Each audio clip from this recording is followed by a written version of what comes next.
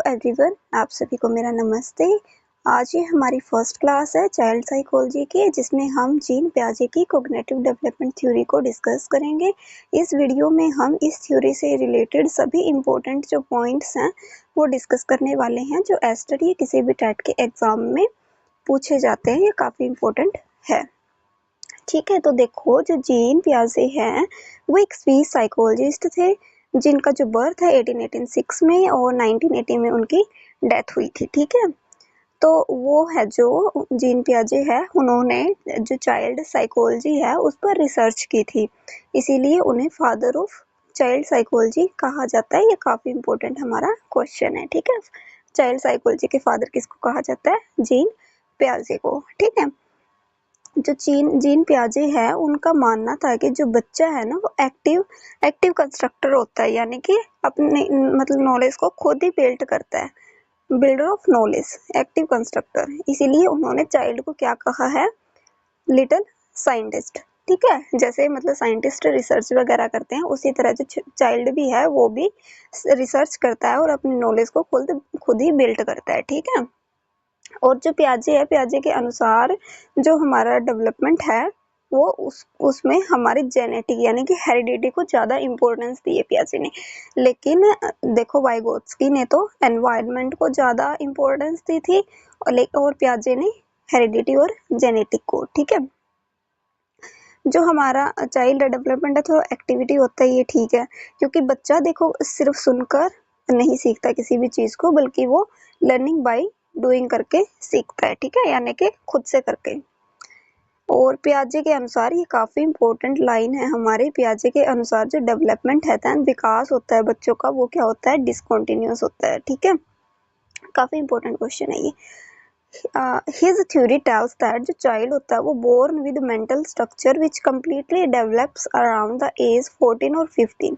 ठीक है, तो पियाजे है, जो पियाजे के अनुसार जो चाइल्ड होता है ना वो ऐसा एक मेंटल स्ट्रक्चर या फिर स्कीमा के साथ मतलब पैदा होता है जिससे वो वर्ल्ड को खुद ही मतलब पहले से ही अंडरस्टैंड कर पाता है, और 14-15 की एज तक आते आते वो उसका फुल्ली डेवलपमेंट यानी कि कंप्लीट डेवलपमेंट हो जाता है। ठीक है, और उन्होंने कोग्निटिव मोनोलॉग दिया है 3 से 5 साल की एज में।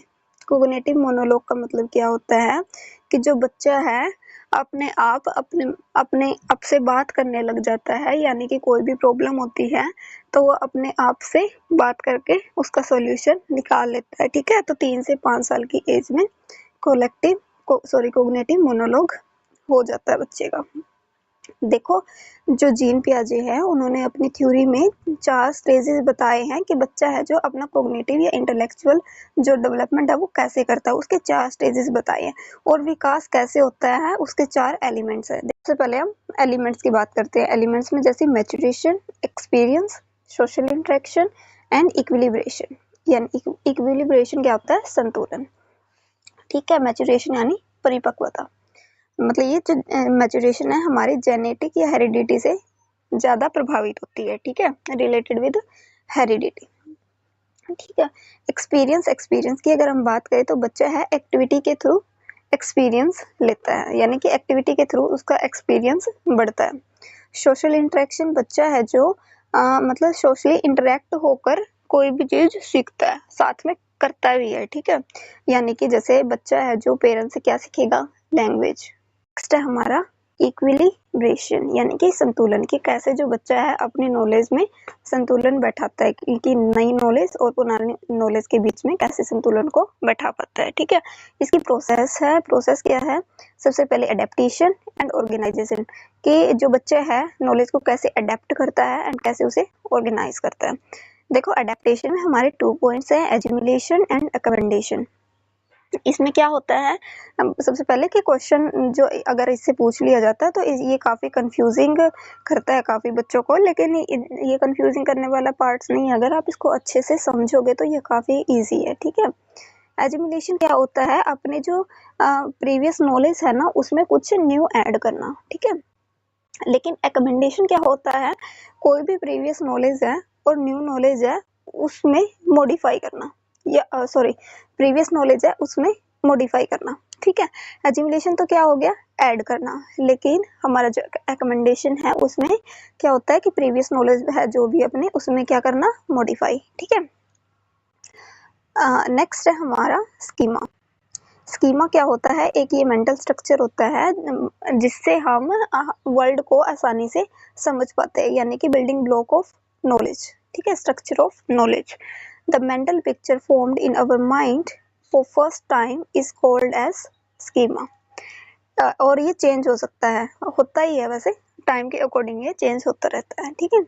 प्रोसेस क्या, एडेप्टेशन की हमने पढ़ा था ना, एज्यूमुलेशन एंड रिकमेंडेशन, तो इसका पूरा ओवरव्यू दिया हुआ है यहाँ पर। एज्यूमुलेशन मैंने बताया था, कोई भी अपनी प्रीवियस नॉलेज है उसमें कोई भी न्यू नॉलेज को ऐड करना। ठीक है।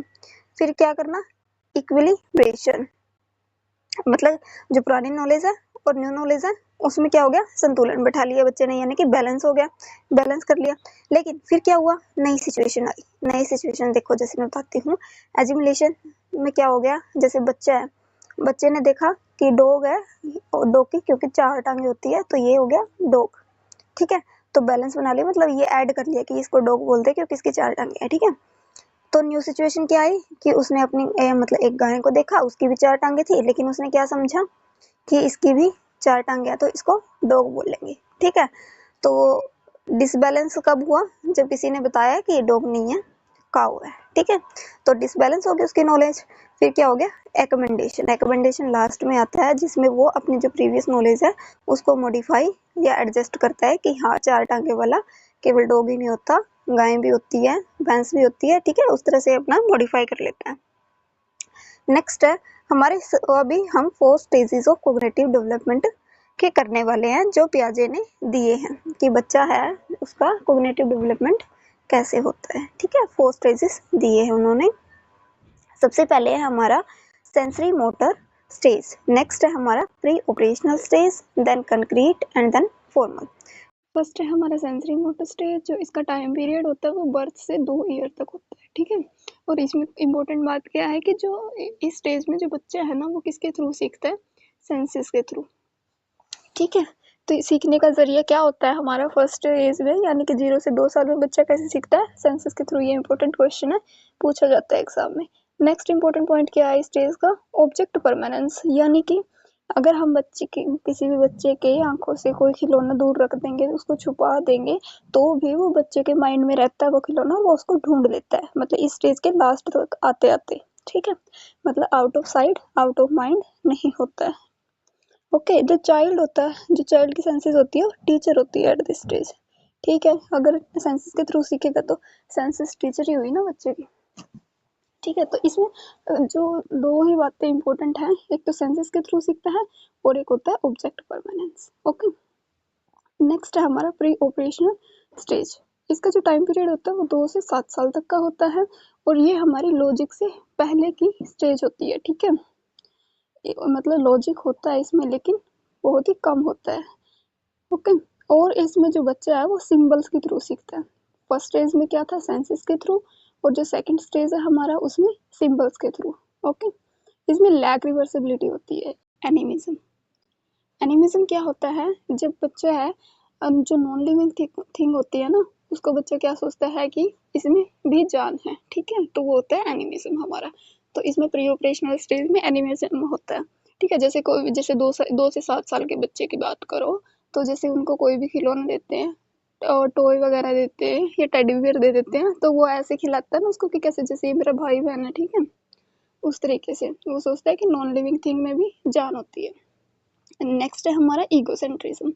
ईगोसेंट्रिज्म क्या होता है, मतलब वो बच्चा ये समझता है कि जो मैं सोच रहा हूँ या जो मैं कर रहा हूँ वही हम, मतलब और दूसरे भी वही करेंगे। ठीक है, जैसे कि बच्चे ने अपनी आंखें बंद कर ली और बच्चा सोचता है कि अब मुझे कोई दिखाई नहीं दे रहा तो मैं भी किसी को दिखाई नहीं दूंगा। ठीक है, जो मैं सोचता हूँ वही दूसरे सोचेंगे।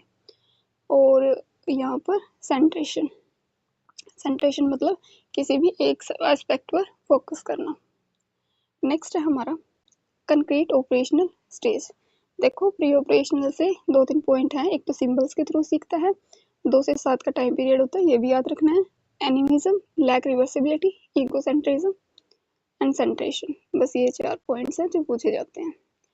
कंक्रीट ऑपरेशनल स्टेज, इसका जो टाइम पीरियड होता है वो 7 से 11 साल तक का होता है।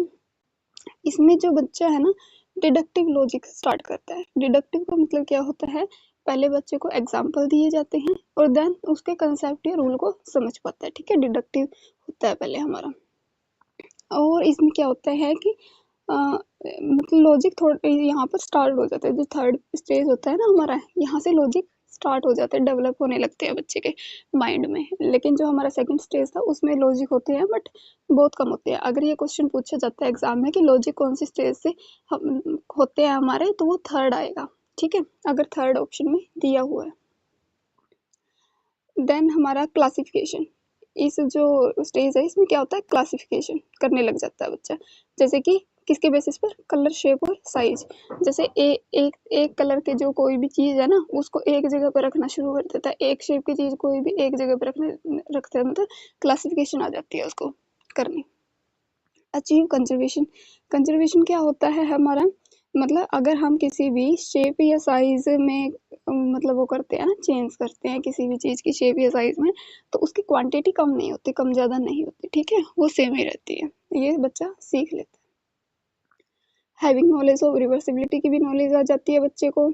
और यहाँ पर सरिएशन, सरिएशन मतलब हम किसी भी आइटम को एक स्पेसिफिक ऑर्डर में डाल देते हैं, असेंडिंग डिसेंडिंग ऑर्डर में। ठीक है, कोई भी हो सकता है। देखो जो थर्ड स्टेज है ना हमारा, इसमें से सिर्फ एक ही क्वेश्चन पूछा जाता है बार बार, कौन सा, मतलब ये जो कंजर्वेशन, क्लासिफिकेशन एंड सरिएशन, ये हमारा कौन से स्टेज में आता है, तो ये आता है हमारा कंक्रीट ऑपरेशनल स्टेज में। ओके, नेक्स्ट है हमारा formal operational stage. Formal operational stage की जो हमारा टाइम पीरियड होता है वो 11 से 15 साल तक का होता है और ये हमारा लास्ट स्टेज है। क्योंकि देखो प्याजी ने बोला था ना कि जो बच्चा है कंप्लीट डेवलपमेंट कर लेता है हमारा 14 से 15 साल तक। ठीक है, तो जो फॉर्मल ऑपरेशनल स्टेज है, जैसे कि आपको पता है कि लास्ट स्टेज है, तो इसमें जो बच्चा है ना मैक्सिमम लेवल डेवलप कर लेता है अपना, यानी कि अब्स्ट्रैक्ट थिंकिंग। अब्स्ट्रैक्ट थिंकिंग क्या होता है, इमेजिनेशन वगैरह करना। देखो जो हमारा कंक्रीट ऑपरेशनल स्टेज था ना, कंक्रीट में तो क्या होता है, कंक्रीट का मतलब होता है जिसे हम देख सके, टच कर सके, फील कर सके। ठीक है, वो सब चीजें डेवलप होती है बच्चे के माइंड में। लेकिन फॉर्मल में क्या होता है, अब्स्ट्रैक्ट थिंकिंग। अब्स्ट्रैक्ट का मतलब जो हमारे पास चीजें है भी नहीं ना, सामने कोई चीज है भी नहीं, फिर भी हम उसको इमेजिन कर पाते हैं। ठीक है, मैक्सिमम लेवल बच्चा है जो डेवलप कर लेता है। और यहाँ पर होती है डिडक्टिव, डिडक्टिव रीजनिंग। जो हमारा कंक्रीट में था हमारा इंडक्टिव, और हमारा फॉर्मल और ऑपरेशनल में है डिडक्टिव। डिडक्टिव का मतलब क्या होता है, पहले बच्चे को कंसेप्ट सिखाए जाते हैं, देन बच्चा है जो एग्जाम्पल अपने आप उसका ढूंढने लगता है। ठीक है, तो यहाँ पर बस यही हमारे इम्पोर्टेंट पॉइंट्स थे। देखो लॉजिक का जो स्टार्ट होता है कंक्रीट स्टेज में, थोड़ा बहुत होता है सेकंड स्टेज में तो, लेकिन अच्छे से जो डेवलप होता है लॉजिक वो कौन से में होता है, थर्ड स्टेज में। जो एब्स्ट्रैक्ट लॉजिक है वो हमारा लास्ट स्टेज में होता है। और जो ये बताया था ये कलेक्टिव मोनोलॉग है जो, वो कौन से में होता है, प्री ऑपरेशनल में। क्योंकि 3 से 5 साल में था ना कलेक्टिव मोनोलॉग, तो वो कौन से उसमें स्टेज में आ जाएगा, प्री ऑपरेशनल में। तो इस थ्योरी से मतलब इतने ही जो इम्पोर्टेंट क्वेश्चन है हमारे जो बार बार पूछे जाते हैं। ठीक है, अब नेक्स्ट वीडियो में मिलते हैं। ओके।